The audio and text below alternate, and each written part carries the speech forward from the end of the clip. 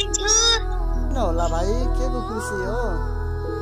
हजुरले म जस्तो नुडा प्लेयरलाई पनि फ्रेन्ड लिस्टमा लिनुहुन्छ भनेर सोचेको पनि थिएन। ए हो र भाइ, अनि नुब्रा पोरो भन्ने त मान्छेको सोच हो के भाइ।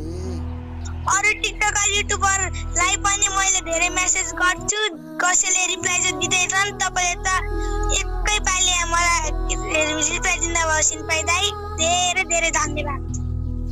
ए हो र भाइ, अनि सबैले त कहाँ तिमीलाई रिप्लाई दिन्छन् र सबै तिम्रो सिन्पाई दाइ जस्तो कहाँ हुन्छन् र? बल्ल आज थाहा भयो सिन्पाई दाइ, धन्यवाद। मलाई फ्रेन्ड लिस्टबाट कहिले पनि नहटाउनुलाई सिन्पाई दाइ। अरे भाइ, म फ्रेन्ड लिस्टबाट हटाउँदैन के, ढुक्क भएर बस न। थ्याङ्क यू मेरो दाइ। अनि दाइ मलाई मेरो साथीहरूले पनि ग्रुपमा बोलाउँदै किक गर्छन्, म नुडा भएर होला दाइ। अनि भाइ त्यस्ता साथीहरूको सङ्गत गर्ने होइन तर भाइ, अनि त्यस्ताहरूलाई त किन फ्रेन्डमा राखेको? है आफै बोलाउँदै किक गरिराख्छन्। ए हो र भाइ। हजुर दाइ।